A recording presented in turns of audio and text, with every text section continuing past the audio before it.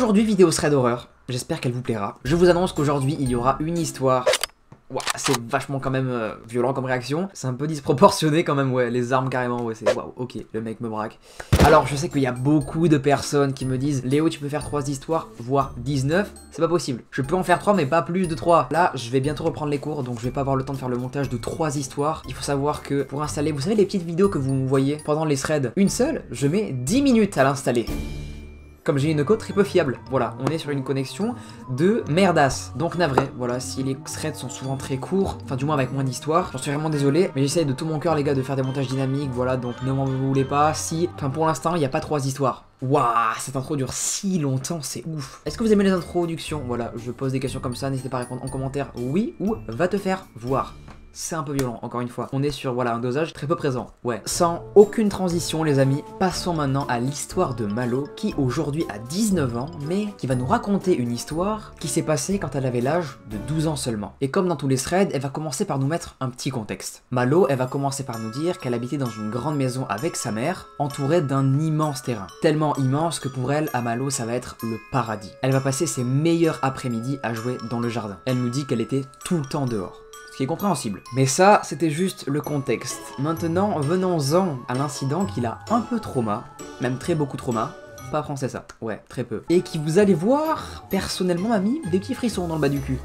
Du dos, pardon, ouais, c'est peut-être pas le... Ouais, fallait peut-être pas dire ça. Assez perso, ouais, le truc. Malo, elle va nous raconter le jour où elle jouait tranquillement avec sa cousine dans son jardin, qui elle apparemment avait le même âge qu'elle, quand tout d'un coup, en jetant un œil vers le sol pleureur qui se situait à côté du portail blanc de la propriété, ils vont apercevoir un sac à dos kaki. Comme vous l'aurez peut-être deviné, ce sac n'appartenait en aucun cas à Malo ni même à sa voisine, parce que à cette découverte, elles vont être quand même assez troublées. Elles ont donc décidé, Malo et sa cousine, comme elles trouvaient ça un peu bizarre, d'appeler la mère de Malo. La mère de Malo, elle va être très réactive, va venir directement les voir pour voir qu'est-ce qui se passe. Elle va voir le sac, l'ouvrir, et en l'ouvrant, elle va remarquer qu'il y a un sac Louis Vuitton qui contenait lui-même des lunettes de soleil. La mère de Malo, elle a pas cherché midi à 14h et elle a directement appelé la police pour qu'ils réquisitionnent finalement ce sac. Et Malo, après nous avoir expliqué ce qu'elle vient de vivre juste à l'instant, elle va nous raconter qu'auparavant, elle aurait été témoin d'une disparition d'un sac bleu, qui se servait généralement pour ranger des choses pas très importantes. Vous savez, c'est un peu le genre de sac où tu mets un peu tout et n'importe quoi dedans. Mais la mère de Malo, elle s'est très vite rendue à l'évidence. Ce sac, elle se rappelle quand même qu'il était souvent vide. Dans la plupart du temps, il y avait très peu de choses dedans. Et elle s'est donc dit que ce sac avait dû sûrement s'envoler avec le vent. Mais un matin, lorsque la mère de Malo avait voulu passer la tondeuse dans le jardin, elle va apercevoir à côté de la balançoire ce qui semblerait être un sac bleu.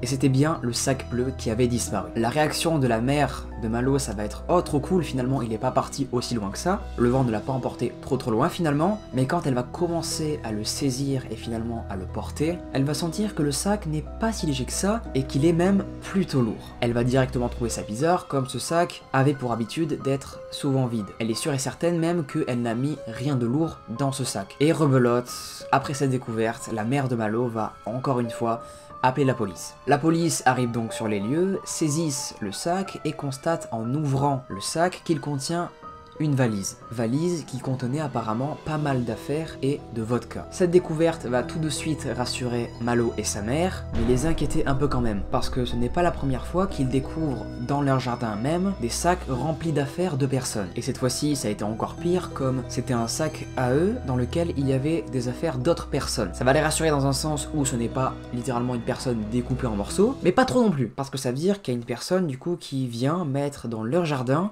des affaires. Comme la première fois, les policiers sont donc repartis avec la valise, et Malo, sa mère et sa voisine n'ont plus du tout entendu parler de cette valise. Mais ils n'allaient pas se douter qu'ils allaient bientôt avoir des réponses à toutes leurs questions. Malo, elle va nous raconter qu'un jour, sa mère faisait tranquillement la vaisselle dans la cuisine qui est faite de telle façon que lorsqu'on se tient devant le lavabo, on est dos à la fenêtre qui mène directement à la terrasse. Sa mère, après avoir commencé depuis quelques minutes du coup la vaisselle, elle va sentir comme quelque chose derrière elle. Une présence. Présence qu'elle va sentir en étant toujours dos à la terrasse. Elle va se sentir réellement oppressée mais va finir par un ras-le-bol et quand la mère de Malo en est venue à se retourner, elle a tout simplement aperçu devant elle une femme en train de fouiller une sorte de vieux meuble devant la porte-fenêtre de sa terrasse. Et apparemment cette femme, elle avait capté que la mère de Malo l'avait vue et elle a donc commencé à chercher des excuses, comme si elle essayait de chercher quelque chose qui proviendrait de ce meuble. Sauf que ce meuble, la mère de Malo, elle va nous dire que apparemment il n'y avait rien du tout. Ce meuble apparemment, elle va nous dire Malo qu'ils y mettaient très rarement des choses, mais qu'il était là surtout pour la déco. Et en écoutant cette femme parler, la mère de Malo, elle va distinguer une phrase comme quoi apparemment elle chercherait sa valise et qu'elle voulait la récupérer. Mais apparemment son discours partait de plus en plus en l'air et devenait de plus en plus incohérent. Cette femme apparemment elle avait aussi une attitude qui paraissait très dangereuse. C'est pourquoi la mère de Malo ne l'a pas plus provoqué que ça. Elle est juste restée figée dans sa maison et en observant la scène qu'il y a littéralement une femme qu'elle ne connaît pas dans sa propriété et qui est en train de fouiller un de ses meubles.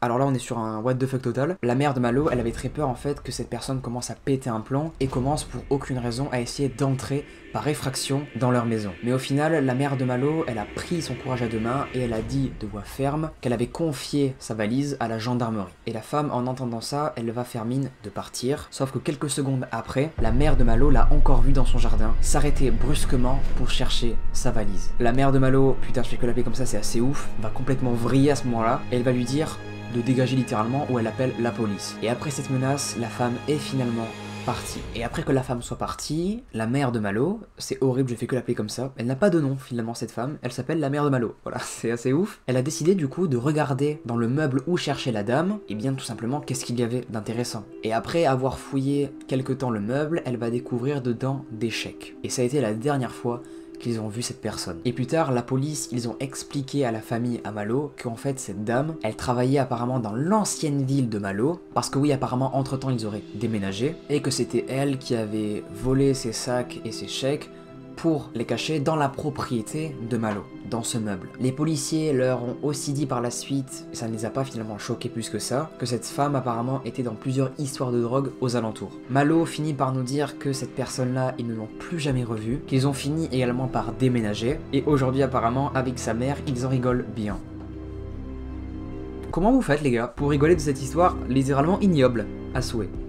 Peut-être un peu abusé comme terme. Non, apparemment ça a terrifié sa mère pendant longtemps à Malo, et on la comprend. Ouais, c'est assez ouf là, vraiment ce qui se passe un petit peu, ouais, on est sur un traumatisme qui serait potentiel si moi ça m'arriverait. Putain de merde, c'est assez ouf. Bref les amis, j'espère que vous aurez aimé cette petite vidéo en ma compagnie. On était sur un petit thread court, efficace, que j'ai bien aimé lire sur ce subreddit, qui est Let's Not Meet FR, c'est un français qui raconte l'histoire, c'est assez cool. J'attends d'avoir plein d'histoires sur le subreddit Leo Substory pour faire un thread horreur du coup sur mon subreddit, et pour qui sait peut-être faire des threads que sur ce subreddit là, donc des histoires finalement qui sont arrivées que à ma communauté, ce serait assez ouf, qui d'ailleurs en ce moment est en waouh, les gars on est en train de monter, c'est un truc de ouf, on gagne pas mal d'abonnés en ce moment donc c'est trop bien, bienvenue à tous. Vous allez bien? Peut-être un peu, ouais, intrusif, tout ça, ouais, c'est un petit peu intrusif. J'espère que vous allez bien, les nouveaux abonnés, ça fait plaisir, même les anciens, vous êtes quand même les boss. Ceux qui ont arrêté de me regarder, je vous aime pas trop. C'est faux, j'aime tout le monde en vrai. Je comprends que les threads, ça peut saouler des fois les gens qui en aient trop, mais j'essaye de faire du contenu qui, je l'espère, est qualitatif. J'espère que ça vous saoule pas trop les threads, sinon. Moi, en tout cas, ça me plaît de ouf, en vrai, j'aime beaucoup raconter des histoires. Pas tout le temps non plus, parce que sinon j'en fais une surdose. C'est pourquoi, du coup, il y a qu'un thread par semaine. Et des fois, je mets des vidéos, voilà, des vlogs notamment que je fais, un peu cool, flippant, drôle, marrant. Voilà. Ça vous plaît? J'espère que oui. J'espère également que vous aurez aimé cette vidéo. Moi, du coup, je vous dis à la prochaine parce que c'est la fin de cette vidéo. Et oui, les amis, voilà, c'est la fin de cette vidéo, c'est la fin de ce thread. Et nous, on se dit à la prochaine, du coup, pour une nouvelle vidéo. C'était Léo, et je vous dis, de manière cool et assez sympathique avec vous, à plus!